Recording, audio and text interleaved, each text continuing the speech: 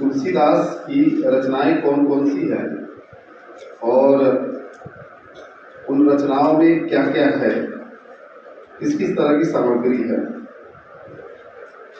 आप जानते ही होंगे कि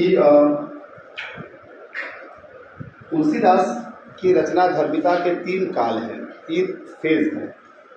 जैसे अगर आप ये तय करें कि तुलसीदास की आरंभिक रचनाएं उनका पहला फेज है, और दूसरी है वे कि तुलसीदास के जीवन के मध्य अवस्था में लिखी गई रचनाएं, जिसे उदयभानु सिंह ने मध्यकालीन रचनाएं कहा है, और तीसरी कहा है जो मध्य उत्तर यानी कि उत्तरकालीन रचनाएं, उनके जीवन के बिल्कुल लगभग अंतिम पड़ाव की तरफ बढ़ती हुई जो रचनाएं आती है वो।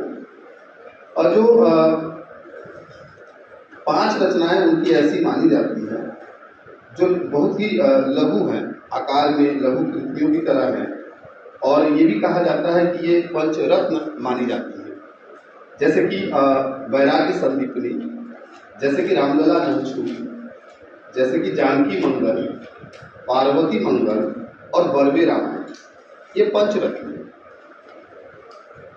और कुल मिलाकर के ये जो रचनाओं का क्रम है आरंभिक, मध्य और उत्तर, उसमें शुरू की जो रचनाएं हैं उसमें पहली रचना मानी जाती है, अमूमन वैराग्य संदीपनी को पहली रचना माना जाता है, और इसका रचना काल है विक्रम संवत 1626 से 1627। ये नोट करते जाइए जितनी तेजी से कर सके, कथा सुनिए मत, तुरंत कलम चलाइए।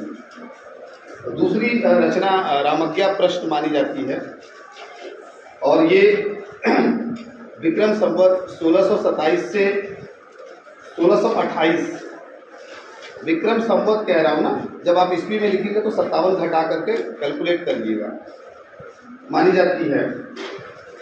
रामलला नहछू तीसरी रचना है जो विक्रम संवत 1628 से लेकर के 29 इसका रचना काल माना जाता है। चौथी रचना है जानकी मंगल, चौथी रचना जानकी मंगल है। ये 4 रचनाएं आरंभकालीन रचनाएं मानी जाती हैं, शुरुआत की। और आप देखिएगा भी कि इनका आकार भी जो है क्या है, ये लघु कृतियां हैं, बहुत बृहद आकार की कृतियां नहीं हैं। उसके बाद जो 5वीं रचना आती है वो आती है रामचरितमानस, जिसका रचना काल विक्रम संवत 1631 माना जाता है। उसके बाद में लगभग 10-12 बरस बाद पार्वती मंगल की रचना होती है, विक्रम संवत 1643। पार्वती मंगल, ये 2 रचनाएं मध्यकालीन रचनाएं मानी जाती है, उनके बिल्कुल मध्य की अवस्था की। उसके बाद उनकी 6 और रचनाएं हैं, जिसे उदयभानु जी ने जो है मध्य और उत्तरकालीन रचनाओं के अंतर्गत रखा है, जिसमें से एक रचना है कृष्ण गीतावली, विक्रम संवत 1643 से 60 के बीच का कोई अनुमानित समय है ये जब वो इसे रचते हैं, कोई एग्जैक्ट डेडलाइन नहीं है। कृष्ण गीतावली 1643 से 1660। उसके बाद 8वीं रचना गीतावली है, जिसके बारे में माना जाता है कि ये भी लगभग विक्रम संवत 1630 से 70 के बीच में कभी रची गई है। हो सकता है कि लिखना शुरू किया हो बाद में, खत्म बाद में हुआ हो। और विनय पत्रिका है जो विक्रम संवत 1631 से 1679 तक, 1679 तक के बीच की अवधि में। उसके बाद 10वीं रचना दोहावली है, इसका भी वो बताते हैं कि लगभग विक्रम संवत 1626 से 1680 के मध्य का कोई समय आप इसे ले सकते हैं। 11वीं रचना बर्वे रामायण है, ये विक्रम संवत 1630 से 1680, बर्वे रामायण 1630 से 80 के बीच में। और 12वीं और अंतिम रचना कवितावली और हनुमान बाहु, दोनों पहले अलग अलग थी लेकिन बाद में एक ही जगह वो कर दिया गया, अंत की ही रचना है। तो कवितावली और हनुमान बाहु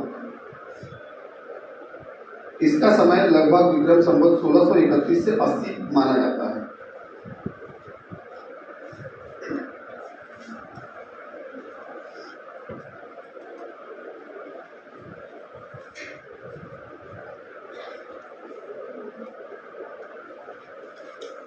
ये तो ये एक उनकी रचनाओं का क्रम हो गया।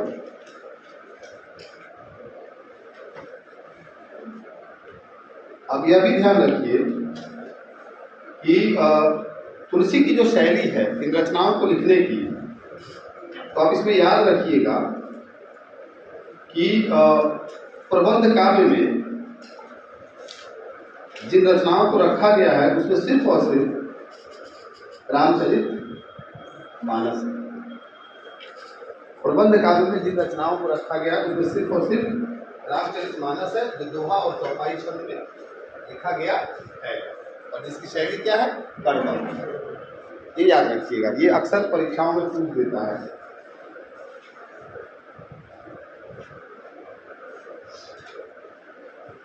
तीन रचनाएं ऐसी हैं जो निबंधात्मक है और सोहर शैली में लिखी गई है। तीन रचनाएं जो निबंधात्मक है और सोहर शैली में लिखी गई है, और वो है रामलला नंशू, औधेश्य के द्वारे, रामलला नंशू, जानकी मंगल, पार्वती मंगल। ये तीन रचनाएं निबंधात्मक शैली की तरह है, सोहर में लिखी गई हैं। बाकी 8 रचनाएं मुक्तक काव्य हैं, प्रबंध काव्य नहीं है, मुक्तक काव्य है। उनमें भी लगभग 6 खंड है, 7 खंड है, जैसे कि कवितावली में ही है, लेकिन उससे वो प्रबंध काव्य नहीं हो जाता, क्योंकि क्या है, वो मुक्तक की तरह चलता है, उसमें कथा नहीं चलती जैसे मानस में चलती है। इसलिए उसे क्या कहेंगे, मुक्तक काव्य के अंतर्गत रखेंगे। और जाहिर सी बात है कि उसमें कवि ने सवैया और कवि जैसे छंदों का इस्तेमाल किया है। और इस श्रेणी में जो मुक्तक कविता है उसमें जैसे कि वैराग्य संदीपनी, इसमें तुलसीदास ने दोहा चौपाई छंद का इस्तेमाल किया है। वैराग्य संदीपनी लिखिए और उसके आगे लिखिए दोहा चौपाई।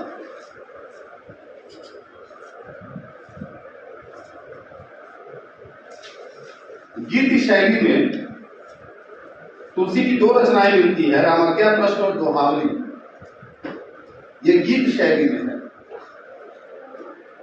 रामाज्ञा प्रश्न और दोहावली।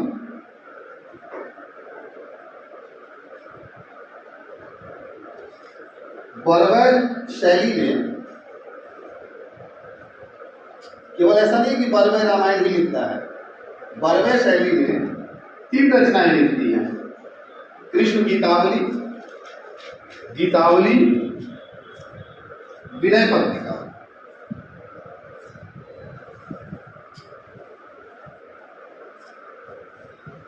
कृष्ण गीतावली, गीतावली, विनय पत्रिका, और जिसे बरवैर रामायण कहा गया है उसकी जो शैली है वो कवित शैली है।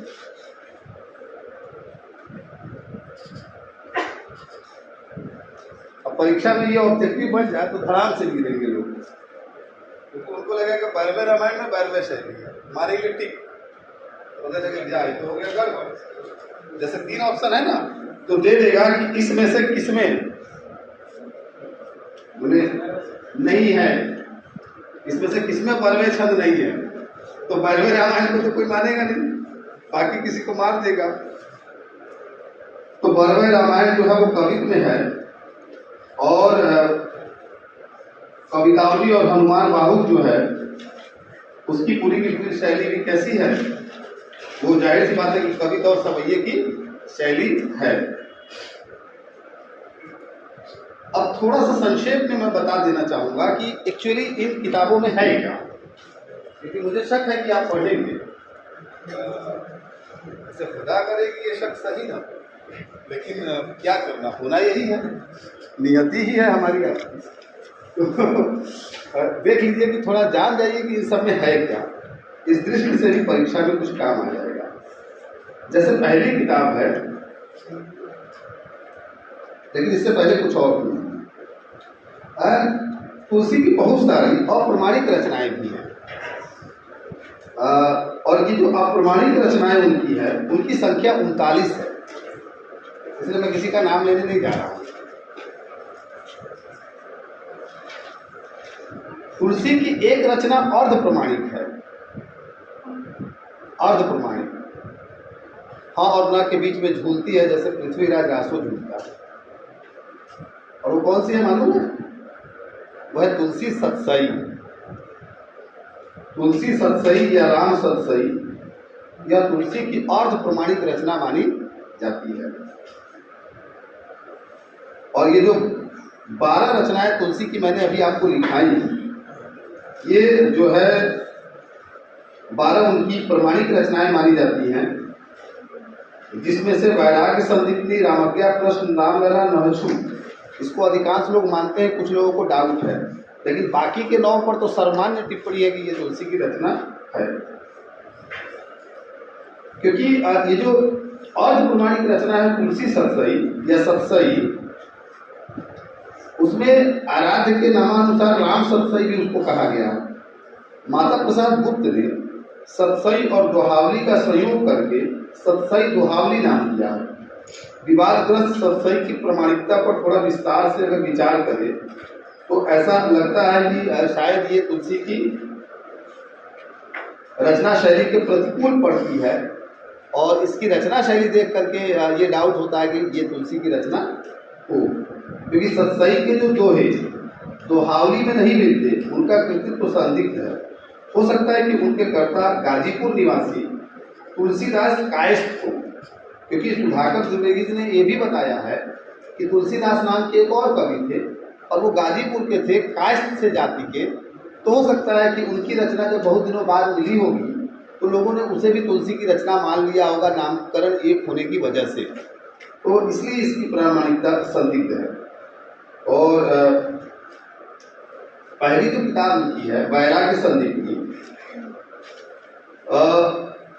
वैराग्य संदीपनी के बारे में खैर जो भी कहा जाता है उसकी प्रमाणिकता और इन सब चीज़ों पर नहीं जाते हैं। सीधे इस बात पर आते हैं कि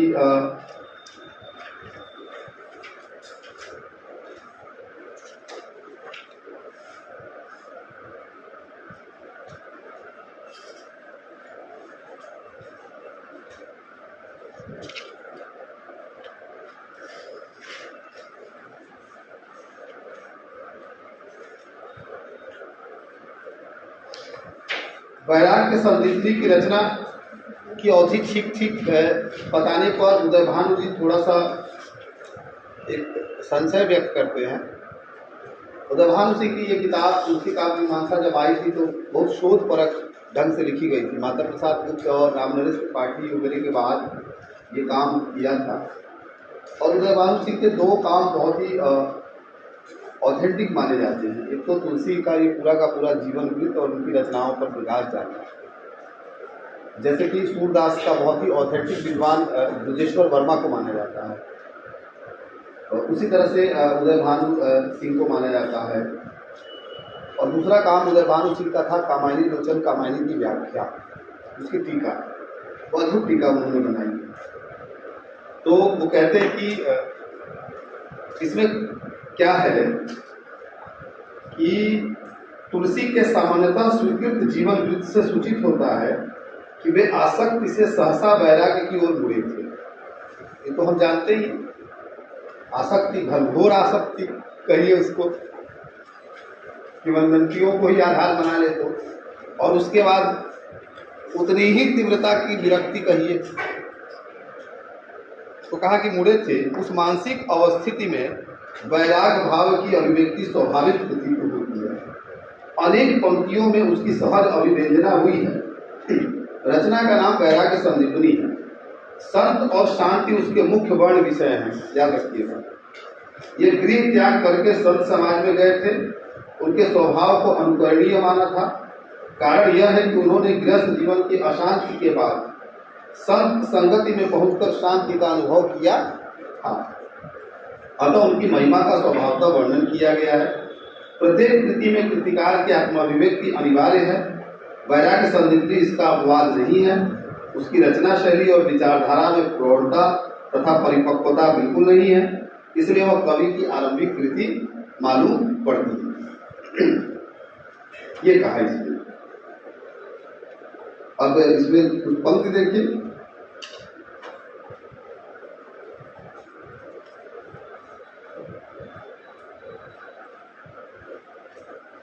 तो पंक्ति नहीं देखी, आप कथा ही सुनिए केवल। दूसरा है रामज्ञा प्रश्न। कुछ महाअनुभव अनभिज्ञता के कारण रामज्ञा प्रश्न और रामशलाका को एक ही समझते हैं और उनको लगता है कि जो रामशलाका है वही रामज्ञा प्रश्न है। आप देखेंगे कि तुलसी ने मानस के अंत में इसकी चर्चा की है। और रामज्ञा प्रश्न और रामशलिका में दो अलग चीजें हैं। रामशलाका ही को तुलसीदास ने 6 घंटे लगातार परिश्रम से तैयार किया होगा। रामज्ञा प्रश्न के 345 दोहे 6 घंटे के लिए अत्यंत अधिक है, इतने में तैयार नहीं हुए होंगे, ज्यादा समय लगा होगा। तो इसलिए इसकी प्रति तो जो भी हो, रामज्ञा प्रश्न को तुलसीकृत न मानने के भी 2 कारण दिए गए हैं, जिन विद्वानों ने दिए हो दे दिए। हम उस पर आते हैं कि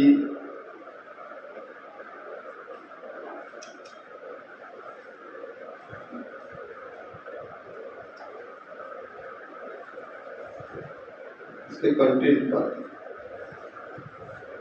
इसमें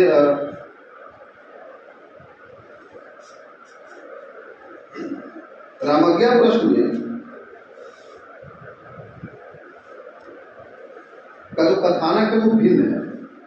उदयभान जी कहते हैं और हवाला लेकर के कहते हैं कि रामज्ञा प्रश्न कवि की आरंभिक कृति है, इसलिए उसमें रामचरित मानस आदि किसी परिपक्वता ढूंढने का उद्योग अनुचित है, मिलेगी नहीं।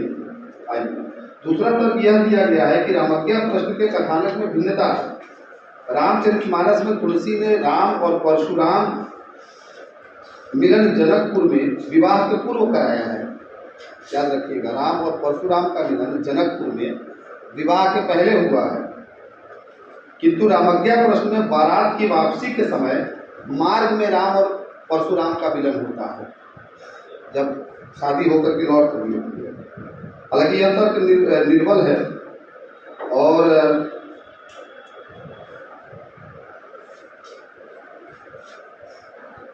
इसकी कविता जो है साधारण कोटि की कविता है। उसके कथानक में भी गड़बड़ झाला है। बालकांड की कथा का पहले सर्ग में भी वर्णन है और चौथे सर्ग में भी।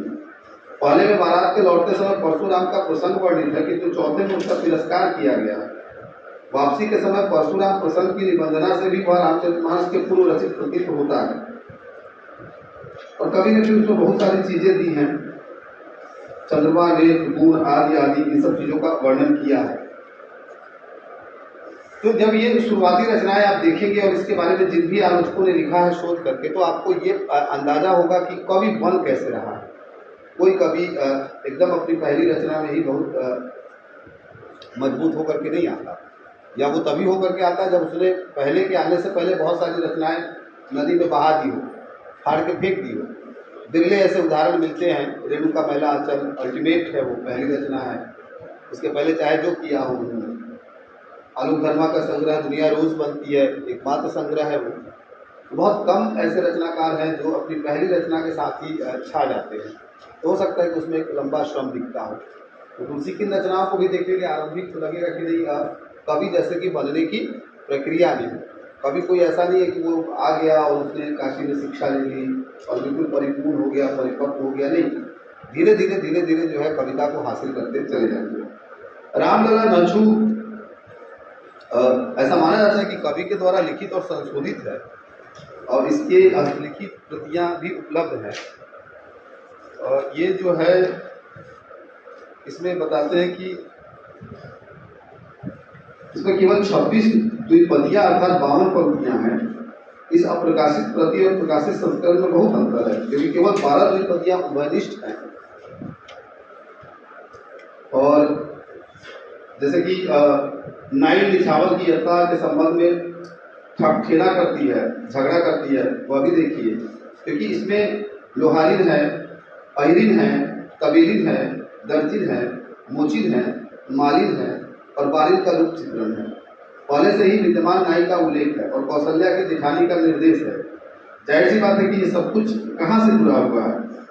ये सारा का सारा जो है इस बात से जुड़ा हुआ है कि इसमें वो वर्णन है राम का, और इसको कहते हैं ना कि वो मांगने उंगने के लिए और इन सब चीज़ों के लिए जो आते हैं लोग, आपके घर में अगर उत्सव हो या जन्म हो या इस तरह का, तो उसके बारे में है संभवतः। जैसे कहा कि चित्रण देते हैं उदाहरण जी की रघुबर के निछावर लेबू मैं घोर है, काहे झगड़हू नवनिया यही सब लेव है, राम बियाही घर आयब देहू मैं घोर है, जो सब देहल रानी जो सब थोर है, सामी चढ़न को घोड़ा मोही पटोर है, के देहल चुटकी मुदरिया के देहल रूप है, के देहल रतन पदार्थ भरी गई सूप है। मतलब वो अपना अपना हक मांगने आती है। जानते ही आप, बच्चे का जन्म होता है तो सब लोग कि हमको ये चाहिए, और फिर राजा दशरथ के यहाँ और एक मुद्दत के बाद साल पूरी हुई है तो सब आइए, तो उसी में झगड़ा झंझट होता है कि उसको वो दे दिए, हमको ये नहीं दिए, उसको इतना दे दिए, हमें इतना नहीं दिए। तो फिर उसमें मान मनोबल है कि ठीक है अभी इतने से रख लो, जब ब्याह होगा तो फिर बाकी दे देंगे। गाँव में भी ऐसा ही होता है, टालते चलते हैं, जन्म में नहीं देंगे तो कहेंगे अच्छा जब संस्कार होगा तो वो मैं दे दिया, कुल कसर पूरा कर लिया। फिर ब्याह शादी में पग पग पर नाइन जो है और ये लोग मानते हैं, क्योंकि ये पूरा का पूरा एक सामूहिक क्रम था ना, पूरा समाज उससे जुड़ा हुआ था। तो देते हैं कुछ लोग कहते हैं कि अच्छा रुका पहले बारात जाएगा, विदाई होएगा, लड़की है तो विदाई होएगा, लड़का है तो बारात आवेगा, विदा होके उसके बाद परियावल जाए, और फिर मोल भाव शुरू होता है। और वो और अब तो पहले ही साटा बयाना तय कर लेते हैं सब। तो ये आपको जो है कुल मिलाकर के ये लोकगीत में इसकी रचना हुई है, शास्त्र काव्य से बिल्कुल भिन्न है। और ये जो रामलला नरछू, जानकी मंगल, पार्वती मंगल जो तीन कृतियाँ हैं, ये तीनों मंगल काव्य हैं, तीनों छोटी रचनाएं हैं, तीनों की शैली लोकगीत है, तीनों की भाषा अवधी है, तीनों में हंस गति छंद का उपयोग किया गया है, तीनों में दार्शनिकता और अलंकारिकता बिल्कुल नहीं है, और तीनों में एक खास तरह की समानता आपको दिखाई देगी। तो क्या है कि तीनों मंगल काव्य है और तीनों क्या है, छोटी रचनाएं हैं, तीनों लोकगीत में रची गई हैं, तीनों की भाषा अवधी है यानी कि बोलचाल की भाषा है, तीनों में हंस गति छंद का प्रयोग हुआ है, छंद भी कभी नहीं बन रहा है, और किसी भी तरह का फिलोसफिकल और किसी भी तरह का ऑर्नामेंटल जो है मतलब पक्ष नहीं साधने की कोशिश की है कि अलंकार खूब दिखा दे, कौशल खूब दिखा दे, दर्शन खूब बखाड़ दे, नहीं, तुलसी ने ऐसा कुछ भी नहीं किया है। तो ये भी आपको ध्यान में रखना होगा इन रचनाओं के बारे में, क्योंकि इसमें कहा भी गया है, रामदास त्रिपाठी ने तो एक तर्क ही दिया है कि जानकी मंगल के प्रसंग में, कि जानकी मंगल की एक उक्ति है, शुभ दिन रचियो स्वयंवर मंगलदायक। शुभ दिन का अभिप्राय रविवार से है, यहाँ पर कवि ने दिन का संकेत कर दिया किंतु संवत और तिथि का नहीं किया। तो त्रिपाठी जी कहते हैं कि पार्वती मंगल को बृहस्पतिवार को समाप्त करके लगे हाथों तुलसीदास ने 2 दिन के परिश्रम से जानकी मंगल भी समाप्त कर दिया था, ऐसा कुछ मालूम पड़ता है। और इसकी पंक्तियां देखिएगा, जो यह नचु गावे गाई सुनावई हो, रिद्धि सिद्धि कल्याण मुक्ति नर पावई हो, या प्रभु विवाह जस भयो छाहु, सकहिन बरनी गिरा अहिनाहु, कवि कुल जीवन पावन जानी, राम सिया जसु मंगल खानी। तो इससे भी आपको टेक्स्ट से गुजरते हुए लगेगा कि कवि कैसे बन रहा है, कवि की निर्मिति कैसे हो रही है, ये है। और उसके बाद जिस कृति की चर्चा करते हैं वो है रामचरितमानस। जाहिर सी बात है कि रामचरितमानस उसी का हासिल है, हिंदी कविता का हासिल है। हालांकि यथार्थ की दृष्टि से अगर देखें तो कवितावली भी तुलसी का हासिल है, वो कम हासिल नहीं है। लेकिन रामचरितमानस आप जानते ही हैं कि देश और दुनिया में इसकी प्रसिद्धि जो है असंदिग्ध है। इसकी कई सारी प्रतियां मिलती हैं। एक प्रति तो भारत कला भवन में है। जब कभी आप काशी हिंदू विश्वविद्यालय या बनारस जाए तो बीएचयू जरूर देखिए इसलिए कि हाँ विश्वविद्यालय कैसा होता है। बाकी ईर्ष्या इस बात से ना करें कि काश यहाँ पढ़ लिए होते, क्योंकि अगर हिंदी पढ़ना है तो ये तो दावे के साथ कह सकते हैं कि आपका नुकसान नहीं हो रहा है देश के किसी भी संस्थान से। अभी हाल ही में जो लोग बीयू में भी आए हैं, जो ये तो है कि एक अल्टीमेट डिपार्टमेंट आपके पास है, तो उस रूप में आप खुश हो सकते हैं। हाँ ये है कि भवन और ये वो चीज़ें हैं, उसके आधार पर आपको थोड़ा दुख हो सकता है, वो घूमने की जगह और अस्सी घाट का दिक्कत हो सकता है। तो उसी में एक भारत कला भवन भी है, उसमें प्रसाद की कामायनी की पांडुलिपि भी मिलेगी, प्रेमचंद की पांडुलिपि मिलेगी, उसी में तुलसी की भी एक पांडुलिपि रखी हुई है। और एक पांडुलिपि जो है नागरिक प्रचारिणी सभा में भी है, रघुनाथ दास की प्रति भी है, बहुत सारी 10 प्रतियों का उल्लेख जो है करते हैं। एक राजापुर में है, एक काशीराज में है, आप जानते हैं। और एक जब आप अस्सी पे जाएंगे तो तुलसी घाट है, वहाँ पर जहाँ वो बैठ के लिखते थे ऐसा मानते हैं, वहाँ पर भी एक प्रति जो है खास तौर से जो महंत जो है ये है संकट मोचन के उनके यहाँ रखी हुई है।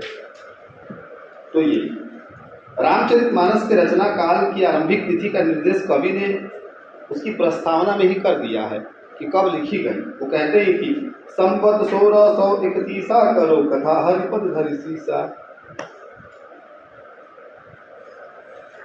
नौमी भौंबर मधु मासा अवधपुरी चरित प्रकाशा, जही दिन राम जन्म श्रुति गावही तीरथ सकल कहाँ चली आवही, सब विधि पुरी मनोहर जानी सकल सिद्धि पद मंगल खानी, विमल कथा कर किन्न आरंभा सुनत ना सही काम मत रंभा।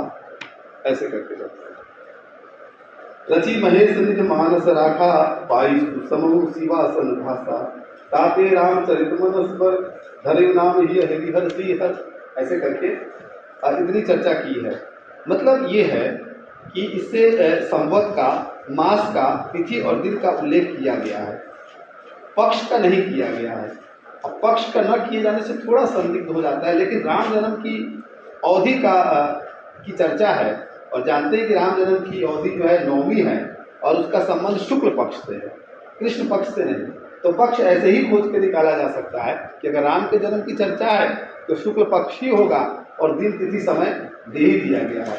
उसके बाद भी एक जगह तुलसी कहते हैं कि नौमी तिथि मधुमास पुनीता, शुक्ल पक्ष अभिजित हरिप्रीता, चैत्र 4 नौमी तिथि सिद्ध, पक्ष मध्य गगनगत धान। ऐसे करके आती है कि वो किस किस तिथि को रचा गया है, ये सारा है। यानी कि रामचरितमानस का आरंभ संवत 1631 में रामनवमी के दिन हुआ था।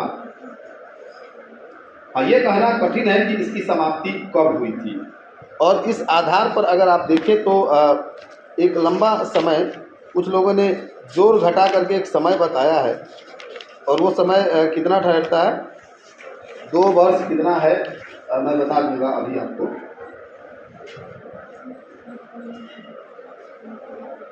उल्लेख नहीं है समाप्ति काल का, लेकिन ये एक विशाल महाकाव्य है और इसको रचने में तुलसी को क्या है, पर्याप्त समय लगा होगा। रामचरितमानस के प्रथम भाग की रचना के बाद कवि थका हुआ सा दिखाई देता है। तीसरे सोपान में से उसकी अजस्त्र भावधारा का वेग कुछ मंद पड़ गया है। जटिल संविधानों पर बोझिल विचार प्रसंगों में प्रयत्न साध्य निर्वहन में निश्चय ही अधिक समय लगता है, तो कवि ने लगाया है। और ऐसा माना जाता है कि उसकी रचना में लगभग 5 वर्ष का समय लगा होगा। काट छाट और संशोधन परिवर्तन अलग है, तो ये स्थिति है उसकी। ऐसा भी माना जाता है कि सारे कांड क्रम से नहीं लिखे गए हैं, कोई पहले लिखा गया है, कोई बाद में लिखा गया है। जैसे कुछ ये भी मानते हैं कि अयोध्या कांड जैसे कि सबसे पहले लिखा गया, उसके बाद में कोई कांड लिखा गया। तो ये क्रमबद्धता कथा को कैसे साधा है, यह भी आपको दिखाई पड़ेगा। मज़ेदार ये है कि इस कांड की पूरी निर्मिति में आप देखेंगे कि कुल 1074 दोहे के इंडेक्स में AB का क्रम अगर छोड़ दे तो 1074 दोहों का यह पूरा का पूरा संकलन है। चौपाइयों की गिनती आप छोड़ दीजिए, दोहों के आधार पर हम मानते हैं। कमाल यह है कि आकार की दृष्टि से सबसे बड़ा कांड बालकांड है, 361 दोहे हैं इसमें। आकार की दृष्टि से दूसरा जो बड़ा कांड है वो है अयोध्या कांड, 326 दोहे हैं। आकार की दृष्टि से तीसरा बड़ा कांड है उत्तरकांड, 130 दोहे हैं। आकार की दृष्टि से चौथा बड़ा कांड है लंका कांड, 121 दोहे हैं। आकार की दृष्टि से पांचवा बड़ा कांड है सुंदरकांड, 60 दोहे हैं। आकार की दृष्टि से छठा बड़ा कांड है अरण्यकांड, 46 दोहे हैं। और आकार की दृष्टि से सबसे छोटा कांड जो है वो है किष्किंधा कांड। तो ये 7 कांड है।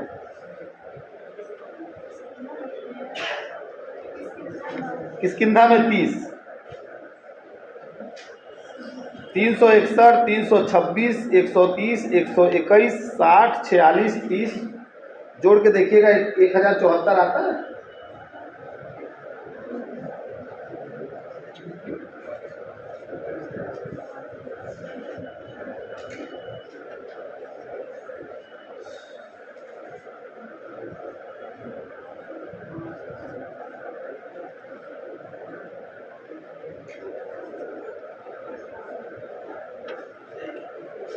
इस संदर्भ में ये भी है कि ऐसा कहते हैं कि इसका जो पूरा रचनाक्रम है कुछ ये है। अयोध्या में पहले बार अयोध्या कांड रचा गया,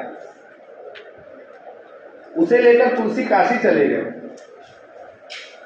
पुनः अयोध्या में बालकांड और अरण्य कांड लिखे गए। पूरे अयोध्या कांड और बालकांड की 328वीं अर्धाली तक रचना कर लेने के पश्चात विक्रम संवत 1631 की रामनवमी को संवत 1631 से उन्होंने मानस का आरंभ किया। काशी में पहुंचकर उन्होंने किष्किंधा कांड लिखा और अंत में उत्तरकांड की रचना हुई। रामनरेश त्रिपाठी यह भी कहते हैं कि बालकांड एक ही क्रम में नहीं लिखा गया, वो रुक रुक करके जैसे कि ठहर करके काफी प्रयत्न से लिखा गया, क्योंकि उसकी भूमिका और उसके उत्तरार्ध की जो शैली है उससे ये पता चलता है कि वो एक फ्लो की लिखी हुई रचना नहीं है, कांड नहीं है। संपूर्ण प्रबंध के अभाव में उस प्रकार की प्रस्तावना भी संभव नहीं थी।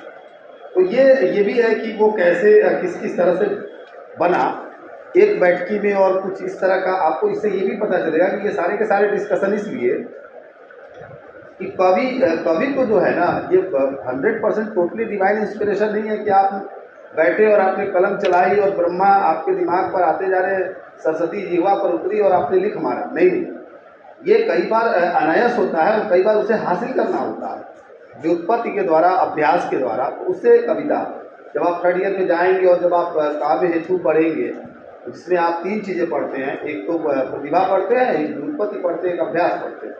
टैलेंट है, और सही बात है कि बेस और ईस्ट दोनों पोएटिक्स इस बात को मानती है कि बाय बर्थ होता है टैलेंट, तो कोई तो राय नहीं, लेकिन टैलेंट से ही रचना धर्मिता नहीं है।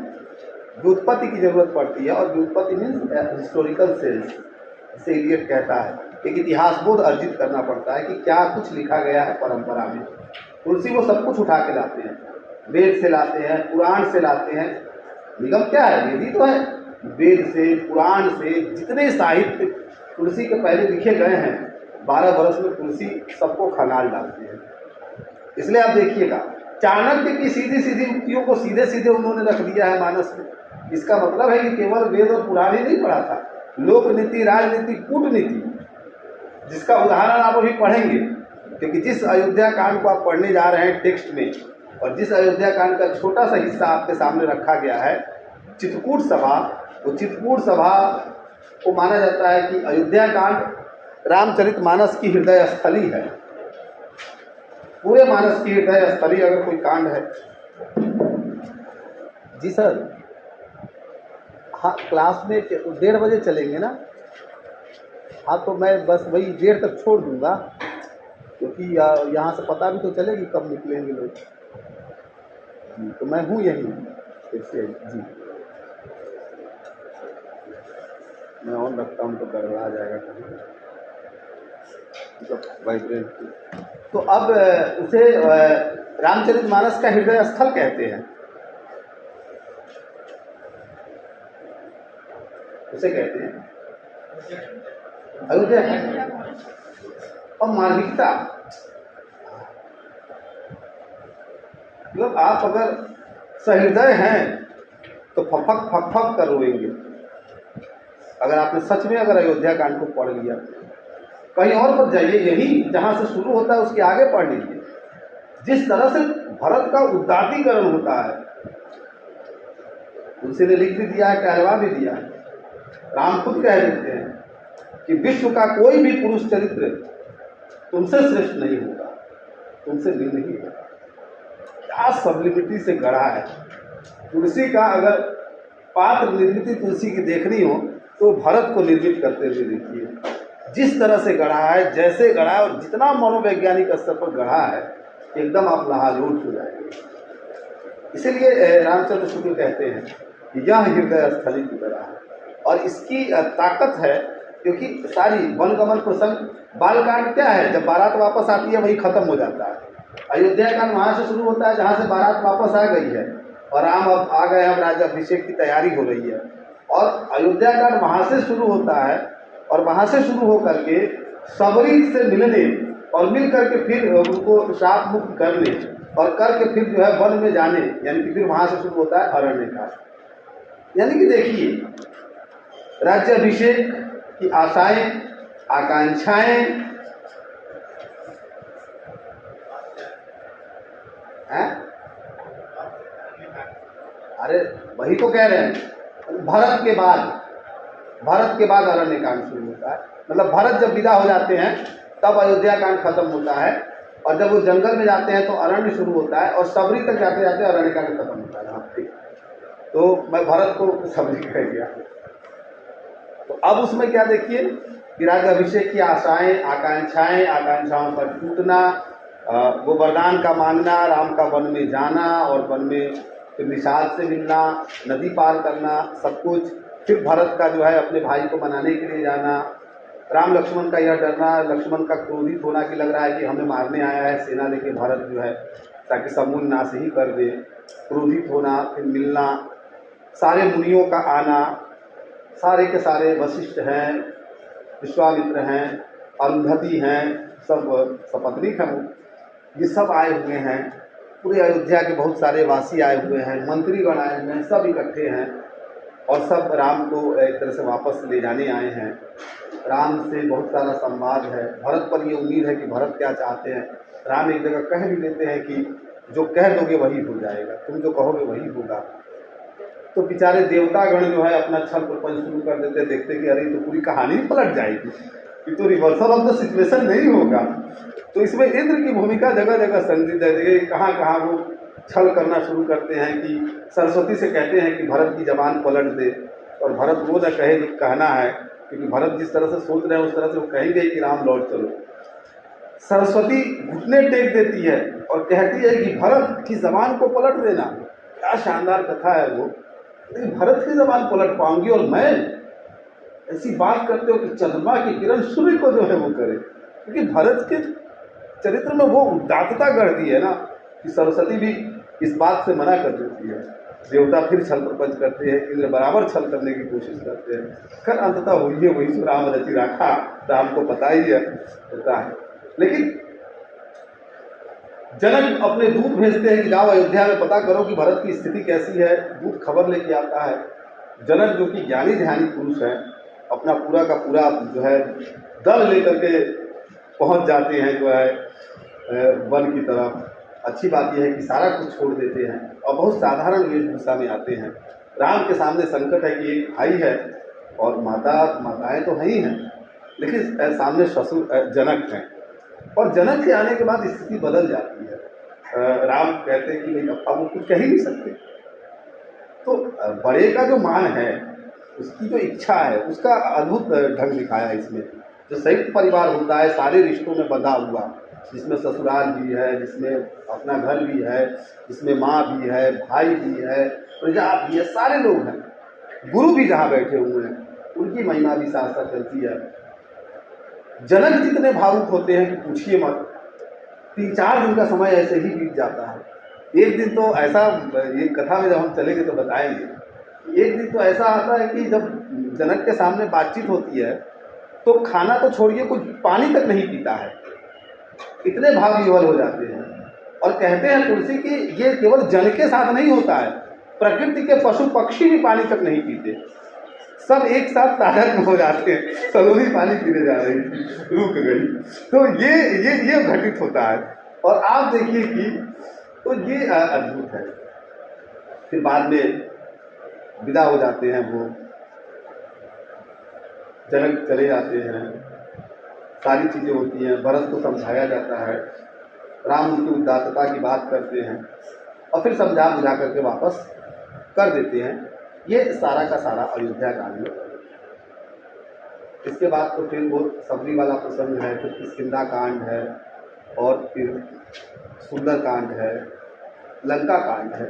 उसके बाद आपको जो, अगर आप कहेंगे कि ठीक है सर, अयोध्या कांड रामचरितमानस की हृदय स्थली है, तो फिर आपका सवाल ये भी उठेगा कि कौन सा कांड है जिसमें विवाद हो सकते हैं। तो विवाद वाले कई प्रसंग आएंगे, लेकिन उसमें अरण्य कांड की संदर्भ है। और दूसरा है कि जो उत्तर कांड है ना, वो तुलसी का यूटोपिया है। उधर का नहीं, पहले का नहीं, पहला तो यथार्थ है सारा का सारा। जब वो उत्तर कांड में आते हैं, और उत्तर कांड में जब राम राज्य का कॉन्सेप्ट उत्तर कांड में देते हैं कि राम का अभिषेक हो गया है, राम राजा हो गए हैं, और अब उसके बाद देखिए कि राम के राज्य का वैभव क्या है। कली काल का कॉन्सेप्ट जो कल मैं कवितावली में कह रहा था, वो उत्तर कांड में देते हैं कि कलिकाल कैसा है, और काग भुसुंडी सुनाते हैं। क्या ही गजब है कि संरचना गरुड़ से कहते हैं काग भुसुंडी, और काग भुसुंडी सुनाते हैं, और काग भुसुंडी बताते हैं कि मैं तो नीच ही था, ऐसे ही थोड़ी जो है पातकी था, दंड मिला, किसी ज़माने में अयोध्या में रहता था, उज्जैन चला गया, और जिस ज़माने में रहता था वो कली का वर्णन करते हैं, और वो पूरी कथा गरुड़ को सुनाते हैं, और लंबे खंड में वो पूरी की पूरी कथा चलती है। उसी में वो बताते हैं कि कलयुग होगा तो कैसा होगा, कलयुग में क्या क्या हो रहा है, कैसे स्थितियाँ बदली हैं, कैसे उच्च निम्न हो गए हैं और निम्न उच्च हो गए हैं, कैसे जो है सामान्य लोग भी अब वेद पढ़ रहे हैं, बढ़िया व्यवसाय भी वेद पढ़ रहे हैं, नीची जाति के लोग भी अब जा करके प्रवचन दे रहे हैं, ब्राह्मण अपने पद से च्युत हो गए हैं, अपने मूल कर्तव्य को उन्होंने खो दिया है, इसको क्रिटिसाइज भी करते हैं। इसलिए आप देखिए कि वो खंड बहुत ही सावधानी के साथ पढ़ा जाना चाहिए, बहुत सावधानी के साथ। आप अगर मान के चलेंगे कि नहीं वो खंड अपने वर्तमान की स्थिति बताते हैं वो, तो ये भी कोई गलत नहीं है, सच है। लेकिन आप अगर ये देखेंगे कि अगर तुलसी की कोई दूरदर्शिता थी, तो अपने समय में अगर उस खंड को ला करके चस्पा करेंगे, तब आपको लगेगा कि नहीं, स्थितियाँ तो समाज में ऐसी ही बदली हैं। क्योंकि फिर तो ये नहीं रहेगा कि केवल ब्राह्मण ही शिक्षा देगा, जो शिक्षित होगा, जिसके पास ज्ञान होगा, वो शिक्षा दे सकता है। ये बदला ना। हाँ, बस इसका एक्सेप्टेंस नहीं है, क्योंकि क्या है, तुलसी का विश्वास जाति धर्म जाति में नहीं है, वर्णाश्रम व्यवस्था में। इसलिए वर्णाश्रम व्यवस्था जहाँ भी खंडित होती है, तुलसी बेचैन हो जाती है, क्योंकि उनको लगता है कि ये एक सिस्टम है, ये एक व्यवस्था है, और समाज एक व्यवस्था के तहत ही सुचारू गति से चलती है। व्यवस्थाएं जब छिन्न भिन्न होती है तो समाज तितर बितर हो जाता है। ये सारा का सारा आता है। खैर, तो इसलिए मैं आपसे बार बार आग्रह कर रहा हूँ कि आप मानस पढ़े, समूह में पढ़े और मज़ा आएगा, संवाद की शक्ल में पढ़े और मज़ा आएगा। पूरा मानस 1074 दोहे पढ़ने में कुछ नहीं लगेगा। 3-3, 4-4 घंटा करके अगर 2-3 दिन बैठ जाएंगे और तो पढ़ लेंगे, या खुद से पढ़िए। और गीता प्रेस का ले लीजिए, गीता प्रेस क्या, यह रामचरितमानस, नीचे अर्थ दिया हुआ है। हाँ, वो अर्थ सामान्य अर्थ है, बाकी विशेष आप जहाँ तक दौड़ सकते हैं दौड़िए, नहीं भी दौड़ सकते तो कथा पता चलेगी, अंडरलाइन करेंगे तो कुछ सीखेंगे। अब देखिए कि इसमें से कुछ एक बातें, अब पार्वती मंगल में क्या है कैसे है, उससे पहले रामचरितमानस जो है उसके बारे में कुछ बातें कह देता हूँ। एक तो ये है कि ये कर्मक शैली में जो है लिखा गया है और 4 चौपाई के बाद 1 दोहा है, कहीं कहीं 5 चौपाई भी है। एक 4 तत्व है इसमें। जानते ही हैं कि ये मानस है, रामचरितमानस, और मानस जिसे कहा गया कि ये मान सरोवर की तरह है। 7 जो कांड इसके हैं ये 7 सोपान हैं, सीढ़ियाँ हैं, और 4 जो है क्या, जो वक्ता जो है इसके 4 घाट हैं।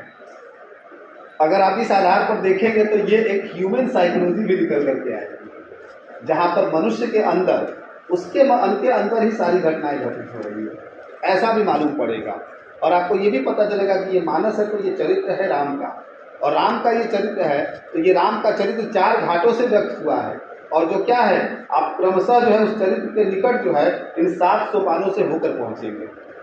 इसलिए 7 कांड 7 सोपान हैं, सीढ़ियाँ हैं, 4 वक्ता 4 घाट है।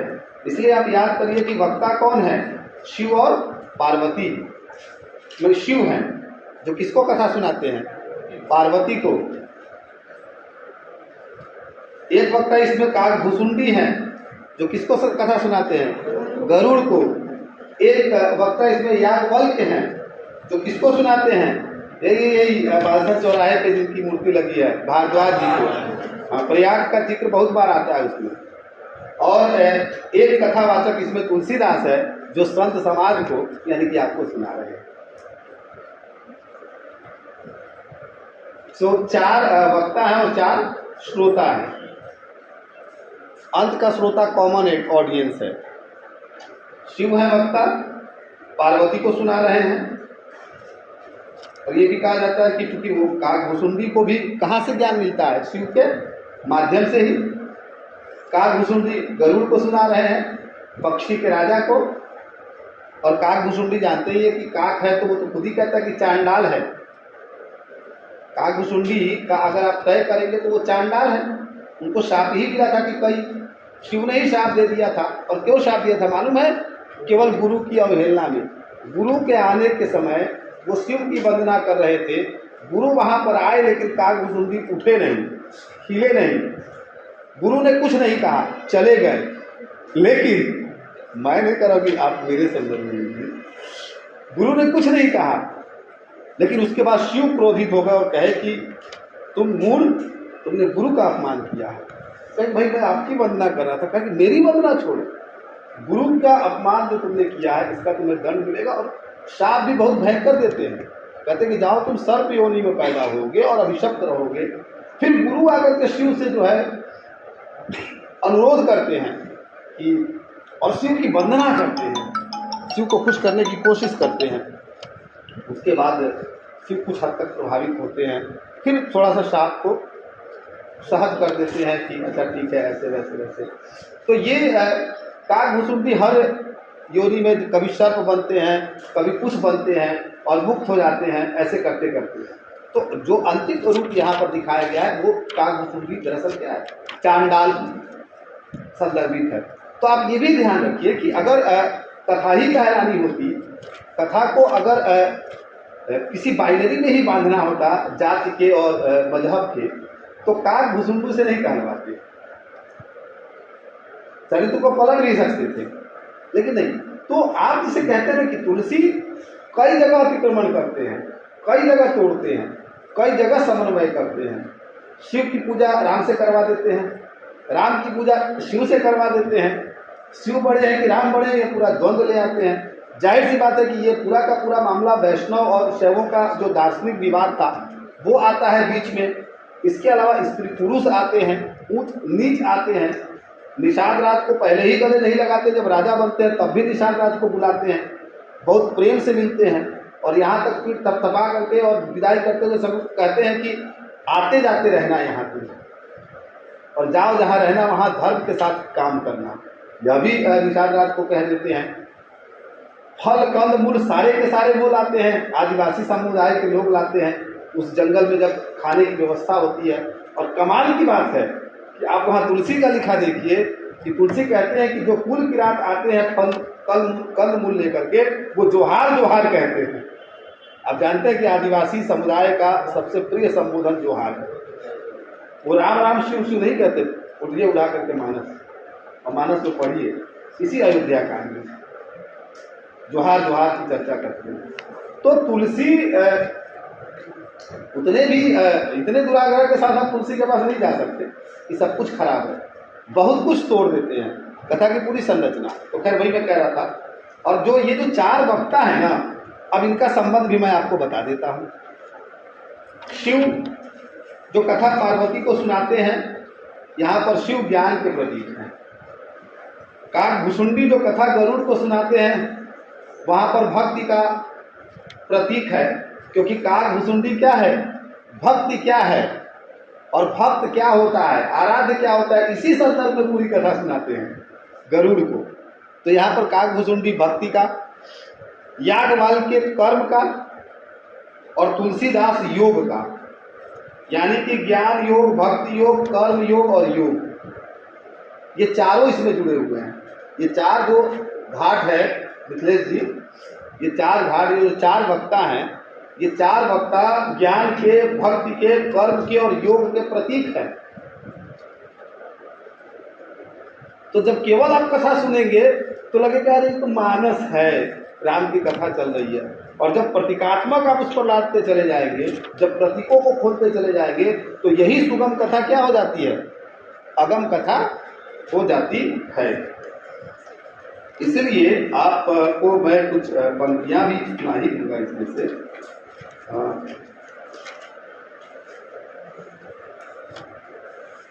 कि कहाँ से क्या क्या है वो सारा का सारा वर्णन करते हैं। जैसे कि आप अगर संत असंत जो भेद करते हैं उत्तर कांड में, उसमें देख लीजिए, या अयोध्या कांड में जिस तरह से वो वर्णन करते हैं, जिसमें अग्निदेव, वाल्मीकि, चित्रकूट गिरी, सूर्यदेव, सारे के सारे लोग वहाँ आए हुए हैं। मार्मिक प्रसंग बार बार उसमें आता है, सीता की चर्चा बार बार होती है, और मार्मिकता कई तरह से आती है। ते पितु मातु कहु सखी कैसे, जिन पठाए वन बालक ऐसे। इतने सुकुमार बच्चे को जिसने वन में भेज दिया, वो माता पिता कितने निष्ठुर होंगे, ये वन की स्त्रियां कहती हैं। और ये पूरा का पूरा दार्शनिक पद है कि उभय बीच सिय सोह, कैसे ब्रह्म बीच जीव माया, जैसे सीता को प्रतीक बताया। उत्तरकांड में संत और असंगत का पूरा वर्णन पढ़िएगा तो समन्वय किसका किसका है, शैव और वैष्णव का समन्वय है।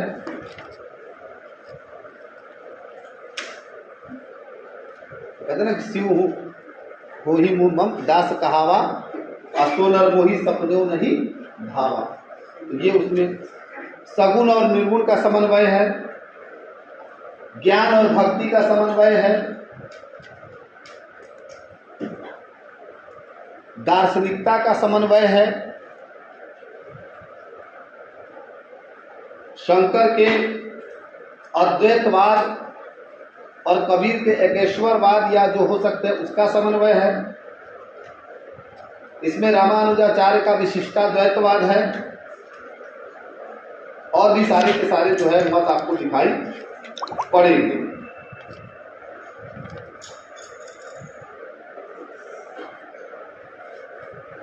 सत और असंगत, संत को चंदन और असंत को कुल्हाड़ी की संज्ञा दी गई है। ज्ञानी और भक्ति का अंतर बताया गया है। नारी की निंदा की गई है, लेकिन नारी की प्रशंसा भी की गई है। जैसे पंक्ति देखिए, अवगुण 8 सदा उर रही, नारी स्वभाव सत्य कवि कह। कवि सच्ची कह रहा है कि नारी के अंदर 8 अवगुण रहते हैं। अभी से आप अपने संदर्भ मत ले लीजिएगा, वरना मेरी कोई ऐसी मंशा है। कवि ने किसी खास कैरेक्टर के संदर्भ में कहा है, ठीक है ना। अधम ते अधम अतम अति नारी, तीन माँ पे मतिमंद उगारी। अघारी कल ही बताया था, सबरी कहती है, डोल गवार शूद्र पसीना पशु नारी और सकल तारणा के अधिकारी। ये कौन कहता है? समुद्र कहता है। और ये अवगुण 8 वाला कहाँ है? मंदोदरी से कहता है। जीवी स्वतंत्रता बिगड़ ही नारी, ये राम कहते हैं। जाहिर सी बात, विधव न नारी हृदय गति जानी, सकल कपट अंध अवगुण खानी।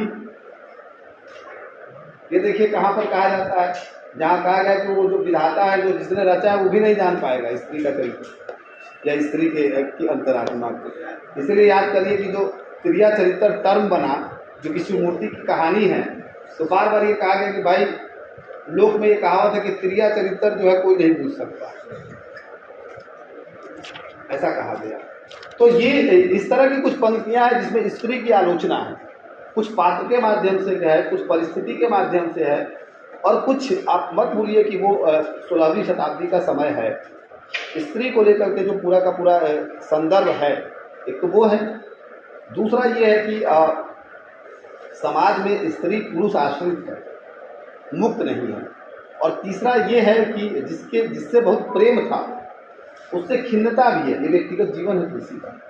इसलिए यह भी हो सकता है कि बार बार कि जिसके प्रति इतनी आसक्ति है, उसके प्रति जो विरक्ति हुई है और जिस तरह का सुना है, तो उसका आघात भी है कि स्त्री के पूरे चरित्र को वो इस तरह से कहीं ना कहीं सोचते समझते हैं। लेकिन प्रशंसा भी की है, और प्रशंसा जो की है वो देखिए, उसके भी 5 दृश्य देख लीजिए। कत विधि सिद्धि नारी जगमाही पराधीन सपने सुखना। पूरे मध्यकाल में कोई ऐसा कवि नहीं है जिसने इस तरह की पंक्ति लिखी हो कि सपने में भी सुख नहीं है, यथार्थ को छोड़ दीजिए। बहुत बाद में आकर के महादेवी ये बात दोहराती है, विस्तृत नभ का कोई कोना मेरा न कभी अपना, परिचय इतना इतिहास यही उमड़ी कल्पी विकास चलिए। और एक जगह कहते कि अनुज वधु भगनी सुत नारी, सुनु सठ कन्या सम चारी, इन्हीं कुदृष्टि बिलोक जे, ताही बंदे पशु पाप न हुई। और ये भी कहा है कि भगनी और अनुज और इन पर, स्त्रियों पर, उनके जितने रूप है, बेटी के, बहू के, तमाम तरह के, अगर इस पर कुदृष्टि डालता है कोई, इनका अगर अहित करता है, तो उसको क्या कर दिया जाए कि ताही बंदे पशु, अगर उसका वध भी कर दिया जाए, उसे मार भी दिया जाए, तो कोई पाप नहीं होगा। यानी कि एक पैरेलल जो है व्यवस्था तैयार करते हैं कि अगर स्त्री का कोई शोषण करता है तो उसे किसी भी तरह का कंसेशन नहीं देना चाहिए। यह बात भी वो जो है आकर के यहाँ कह जाते हैं। यहाँ तक भी, और जब उत्तरकाल में जब कलिकाल का वर्णन करते हैं तो ये बताते हैं कि मतलब कलिकाल में स्त्री की स्थिति इतनी दयनीय हो गई है, और वो बिल्कुल हमारे समय का समाज है, जिसमें वो कहते हैं कि कोई अनुज और अनुजा जो है विचार ही नहीं कर रहा है। तनुजा, बेटा बेटी का सारा भेद खत्म हो गया है, रिश्ते नाते पूरे ध्वस्त हो गए हैं, और कलिकाल में जो है क्या है, इस तरह के भोगी हो गए हैं लोग। तो वहां तक का सफर तुलसी तय करते हैं। एक जगह कहते हैं उभय बीच सी सोहती ऐसी, ऐसी ब्रह्म बीच माया जैसी, और वो दोनों के बीच में, राम और लक्ष्मण के बीच सी ऐसे सो रही है जैसे जो है ब्रह्म और जो है माया की स्थिति सी है। और माया के कई संदर्भ उन्होंने रचे हैं, जिस पर बहुत अच्छा लिखा है विश्वनाथ त्रिपाठी जी ने अपनी किताब में। फिर कहा कि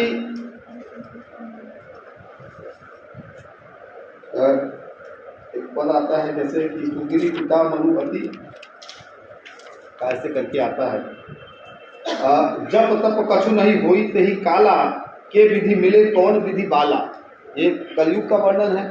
जब तब सब लोग त्याग देंगे, हमेशा इसी फिराक में रहेंगे कि किस विधि बाला मिले। ये हमारे समय का सच, समाज इतना पथभ्रष्ट हो जाएगा कि वो सिर्फ और सिर्फ जो है कि ही विधि, किसी भी तरह से धूर्तता से, छल से, प्रपंच से, तमाम तरह की चीज़ों से जो है क्या स्त्री को हासिल करना चाहेगा। ये कलिकाल का समाज, यानी कि जो वर्ड से आप कह रहे हैं कि फ्यूचर का समाज जो हमारे समय में है, जहाँ पर रिश्ते सारे ध्वस्त हो जाएंगे, स्त्री सिर्फ शोषण की वस्तु होकर के रह जाएगी, भोग्या होकर के रह जाएगी, पुरुष अपनी कुवृत्तियों में इतना ऊपर चला जाएगा, मतलब ये चीज़ें भी बदल जाएंगी।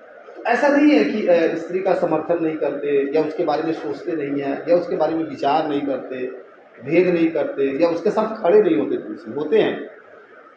प्रबंध काव्य की एक खामी भी होती है और एक खूबी भी होती है कि वहाँ पर रचनाकार को चरित्रों के माध्यम से बोलना होता है। वो नैरेटर नहीं हो सकता, बहुत मिनिमम टाइम वो कभी आ सकता है, और जब वक्ता दूसरे हैं तो उसको कहानी कहनी है, और जब वो कहानी कह रहा है तो उसका पात्र कहेगा, उसके पात्र संवाद कहेंगे। तो जहाँ उनको लगता है, अच्छा समाज में दोनों रूप है, अच्छे भी हैं और बुरे भी हैं। जिन स्त्रियों को वो बुरा कहते हैं वो ठीक ठीक उसी तरह से आता है जैसे कि वो कबीर ने कहा था कामनी स्त्रियों को, जो कामी को अंग में कहा था कि वैसी स्त्रियां जो पुरुष को पथभ्रष्ट करती हैं, उनके उत्तरदायित्व से विमुख कर देती है, अपने पूरे के पूरे सौंदर्य और इस तरह से उनको रिझ लेती है, उन्हें काम उत्तेजित कर देती है। तो कहा कि इस तरह की स्त्रियों को जो है, इस तरह की स्त्रियों की निंदा की और उसको बुरा भला कहा। उसी राम राज्य ने एक निष्ठा पर बहुत बल दिया, गढ़ा सीधे सीधे। दशरथ के साथ तो जो था, लेकिन अपने किसी भी पात्र के साथ उनके विवाह को दूसरी तरह से नहीं दिखाया। सीता परित्याग की घटना तुलसी ने नहीं रची। सीता बहुत आराम से रह रही है राम के साथ। रामचरितमानस के उत्तरकांड के राम राज्य में देखिए कि कोई घटना ऐसी नहीं है जहाँ सीता को उन्होंने महल से निकाल दिया हो। ये घटना दूसरी किताब में आती है और वो दूसरे कथानक के माध्यम से आती है। तो ये भी वो दिखाते हैं, रचते हैं।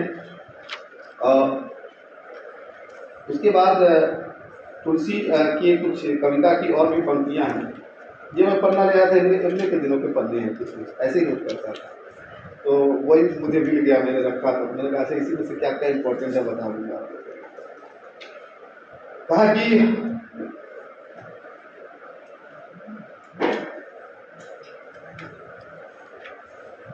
कुछ बातें जो लोगों ने कही हैं कि तुलसीदास के दार्शनिक दृष्टिकोण की सबसे बड़ी विशेषता यह है कि वह जीवन से विमुख नहीं है, वह लोकोन्मुख है।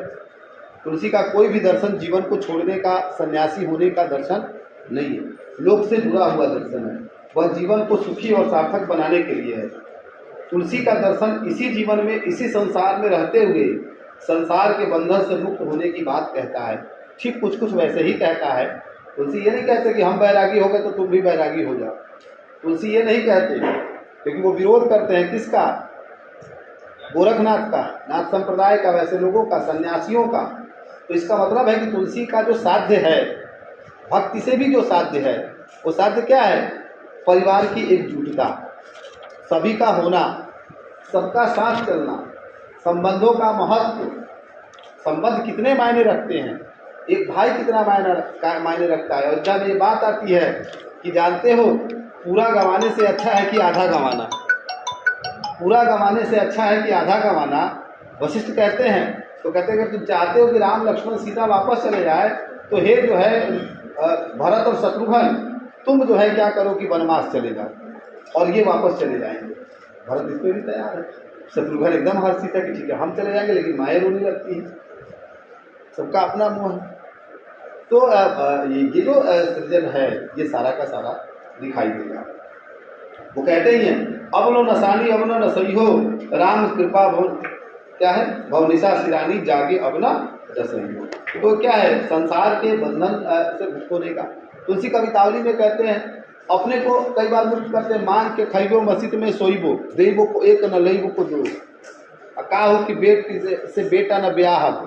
हालांकि लोग इस पर भी आलोचना करते हैं कि तुलसी को ये कहना चाहिए था कि का हो कि बेटा से बेटी न ब्याह।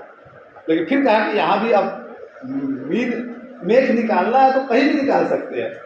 भाई आपने तय कर लिया है, आप तय करके बैठे हैं एकदम आसन पर कि आज इनकी आलोचना करेंगे और इनकी आलोचना ही करनी है हमको जीवन भर।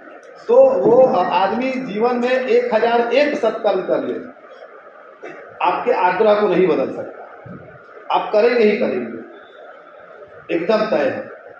और अगर आप पहले से पूर्वाग्रह बना के नहीं बैठे हैं तो हो सकता है कि उस निर्णय में आगे पीछे दाएं बाएं हो जाए। एक जगह करेंगे, हो सकता है 4 जगह प्रशंसा भी करेंगे, हो सकता है कि 4 जगह निंदा हो, लेकिन एक जगह ऐसा अवसर है जहाँ प्रशंसा करनी पड़े। और ये तो चरित्र के साथ होता है, तो घटना के साथ भी होता है। तो कहा कि वो यही भी करते हैं, लेकिन ये कहा कि मांग के खैबो मस्जिद में सोऊं, मस्जिद में सोऊंगा, मांग करके खाऊंगा, न किसी का लूंगा न किसी का दूंगा। तो कहा कि ऐसे भी मामले हैं तुलसी के यहाँ जहाँ वो अगर इतने ही पढ़कर होते तो धर्म की मस्जिद में सोने की और इस तरह की बातें नहीं करते। अपने राम को वो बार बार गरीब नवाज बताते हैं। विनय पत्रिका का पूरा स्ट्रक्चर कोर्ट का स्ट्रक्चर है, दरबारे आम का। राम वहाँ पर मुगल काल के शासक की तरह है, यह भी अपने आप में एक तरह से प्रतीक है। और तुलसी ने जैसे कि कोई छूट ही ना दी हो, इस तरह का कितना मुश्किल है राम तक पहुँचना कि तुलसी को कहना पड़ता है कि कबहू कम अवसर पाई दैयो मेरी कुछ कथु करूँ कथा चलाई। हे सीता मैया कभी मौका मिले तो आप तो सबसे नज़दीक हैं, थोड़ा सा हमारे बारे में भी कह दीजिएगा। ये है भक्त आपका, आपको बहुत याद करता है, बहुत पातकी है, थोड़ा सा उसको मुक्त कर दे। ये क्या है? ये तंज है, व्यंग है कि राजा इतना कठिन हो गया है कि प्रजा राजा से मिल नहीं सकती है, कोर्ट के कायदे कानून इतने कठिन हो गए हैं। तो जैसे कि अगर राम राज्य जहाँ सब कुछ अच्छा है, ऑल इज वेल है, क्या बाजार में कोई खरीदता नहीं है, बाजार में चीज़ें उपलब्ध है राम राज्य में, जिसको ज़रूरत है उसके हिसाब से लोग लेते हैं, और लोग उतना ही लेते हैं जितनी ज़रूरत है। सब पढ़ रहे हैं, गढ़ रहे हैं, कोई अंतर ही नहीं है, ऊंच नीच का भेद खत्म हो गया।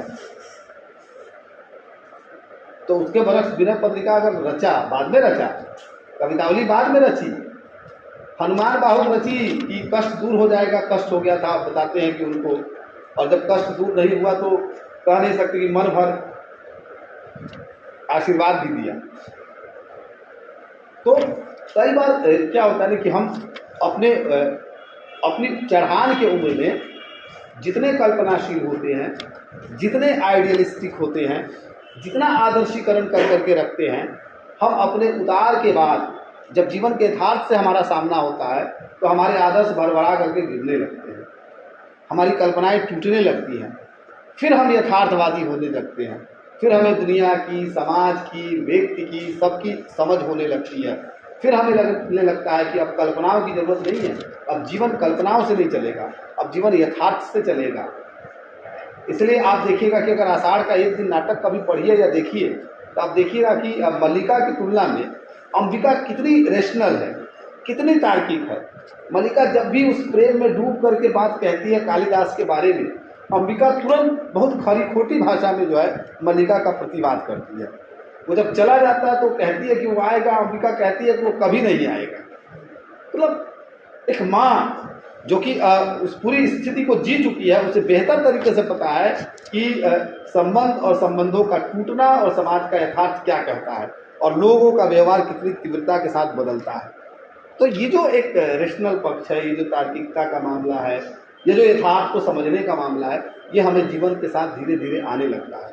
आपके पिताजी जितने यथार्थवादी होंगे, आप उतने यथार्थवादी नहीं होंगे, क्योंकि आप अभी अपने अपने सपनों, अपने अपने आदर्शों में डोल रहे होंगे, मस्त होंगे। लेकिन धीरे धीरे जब आदर्श टूटने लगते हैं, जब सपने टूटने लगते हैं, जब यथार्थ हमें डसने लगता है और जब हमें लगता है कि नहीं कल्पनाओं और सिद्धांतों से ही दुनिया नहीं चलती, तब हम उस यथार्थ के साथ जाने लगते हैं। तो आप ये देखिएगा कि उत्तरोत्तर तुलसी की रचनाओं में भी वो सारा का सारा यथार्थ आने लगता है। वो कलिकाल का वर्णन हो, वो काशी का वर्णन हो, वो बेरोजगारी का वर्णन हो, वो भूख का वर्णन हो, वो पेट का वर्णन हो। और मज़ेदार बात यह है कि अपने बचपन और उसकी दरिद्रता को भी वो अपने बाद के दिनों में याद करते हैं, कवितावली में लेकर के आते हैं। वहाँ पर आकर के अपने पूरे के पूरे क्या होता है, कहते हैं ना, प्रेमचंद ने कहा कि बुढ़ापा बहुधा बचपन का क्या पूरा आगमन होता है।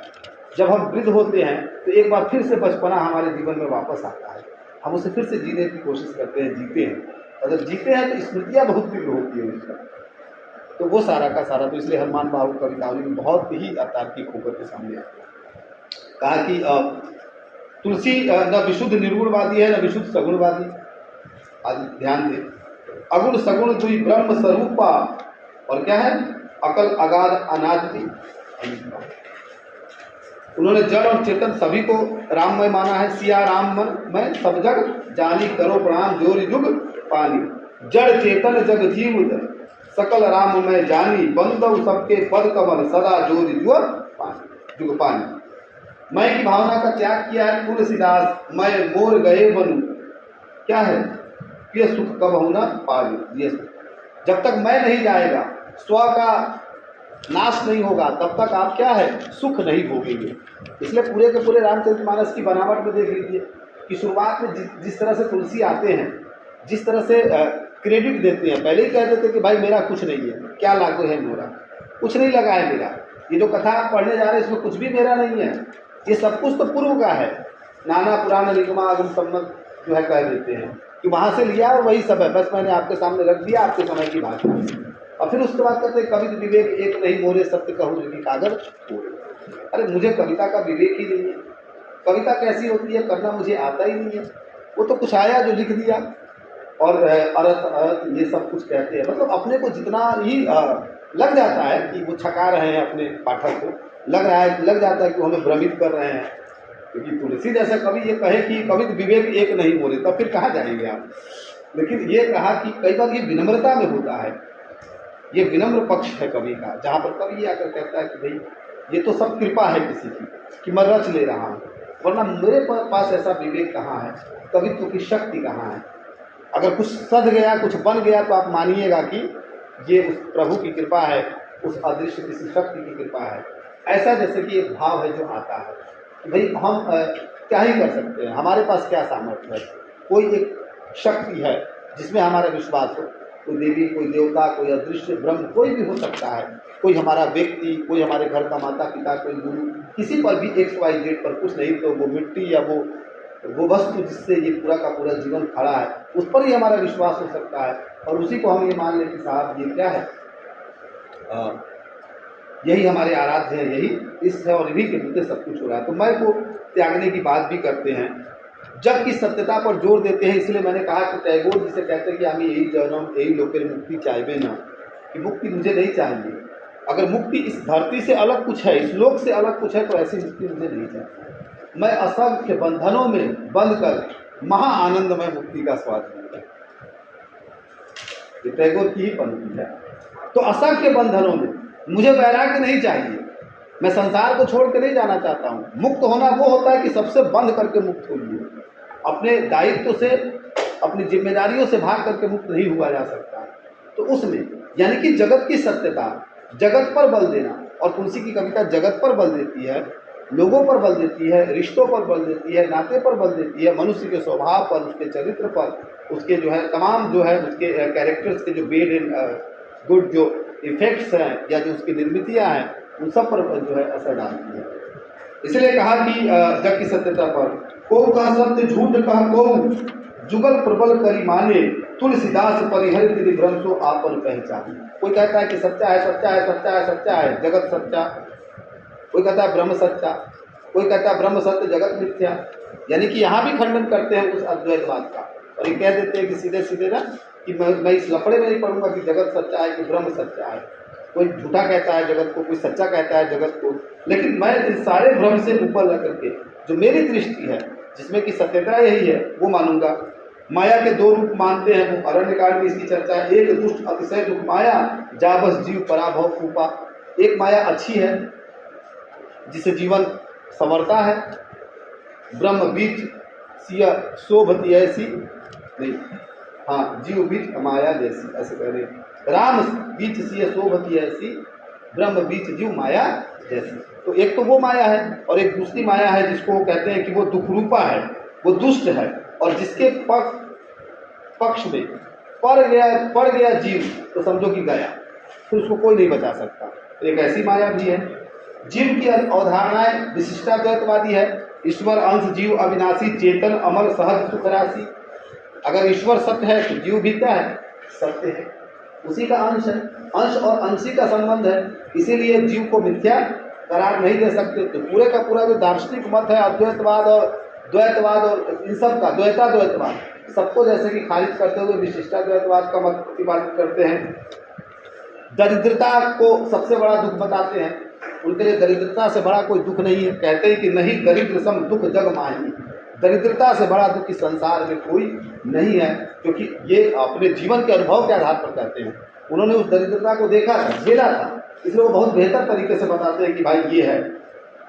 सकल कला सब विद्याहीनु, कवि विवेक एक नहीं बोले, ये अपने बारे में कहते हैं। तुलसी मस्तक तब नवे धनुष बाण लगे हाथ, ले हाथ, कहते हैं कि हे राम तुम्हारे चरणों पर तब माथा झुकाऊंगा जब धनुष और बाण ले लोगे। तो ये धनुष और बाण क्या है, ये प्रतिरोधी जो है, एक तरह से नाश करना तमाम विसंगतियों का, उसका प्रतीक भी है जिसको लेकर के वो चलते हैं। परहित सरिस धर्म नहीं भाई, पर क्रिया सब नहीं अधमाई। परहित से बड़ा कोई धर्म नहीं है। इसी उत्तरकांड में तुलसी इतनी बेहतरीन बेहतरीन बातें कहते हैं, मनुष्यता के बारे में बताते हैं और कहते हैं कि मनुष्य कौन अच्छा है कौन बुरा है, संसार में कौन किसके काम आ रहा है और नहीं आ रहा है, ये सारा का सारा गुण गिना देते हैं। और तब उसके बाद कहते हैं कि गिनिए अपने को और तब बताइए कि आप मनुष्य कहलाने के लायक है कि नहीं है। जासु राज प्रिय प्रजा दुखारी, ते नृप अवश्य नरक अधिकारी। अपने राजा को इससे ज़्यादा किसने फटकारा होगा? तुलसी फटकारते हैं, कहते हैं कि जिस राजा के राज्य में अगर प्रजा दुखी हो जाए, वह राजा जो है क्या है? दंड का अधिकारी है। वह राजा दंड का अधिकारी है। वह जो है उसे नरक भोगना पड़ेगा, उसे नरक में भेज देना चाहिए। तो प्रजा बड़ी है। राम के लिए ही प्रजा बड़ी नहीं है, तुलसी के लिए भी प्रजा बड़ी है, क्योंकि तुलसी उसी प्रजा के हिस्सेदार है। और तुलसी जिस लोग में अपनी कथा कह रहे हैं वो तो कॉमन जो कुल है वही तो है। खासतौर से द ग्रेट अकबर के मुकाबले उसे उठा करके देखिए तो वो सारे के सारे वो कॉमन मैन है, जहाँ तक कैपिटल्स की कोई पहुँच ही नहीं है, जहाँ तक उसकी कोई व्यवस्था ही नहीं है। तो इसको लेकर के भी वो कहते हैं, जन्म वगैरह के संबंध में कही देते हैं, नारी पुरुष दोनों में कहते हैं। और वो ये भी कहते हैं कि एक नारी व्रत रत सब ते मन बच क्रम पति हितकारी। ऐसा नहीं है कि वो केवल स्त्री को कहते हैं कि एक जो है पतिव्रता बनो। बहुत बार ऐसा आता है जब वो पुरुष को भी जो है एक पतिव्रता बनने पर जोर देते। ध्यान दीजिए, ये साधारण सी बात नहीं थी, क्योंकि उसी द ग्रेट अकबर के हरम में सैकड़ों सैकड़ों सैकड़ों स्त्रियाँ थीं। ये वही समय था जब नवाबों के यहाँ एक से ज़्यादा स्त्रियाँ थीं। ये वही समय था जब एक सामान्य सा सामंत भी अपने लिए 2 4 10 गणिकाएँ जो है रख लेता था। ये वही समय था। उस समय पर, ये रीति काल के ठीक पहले का समय था।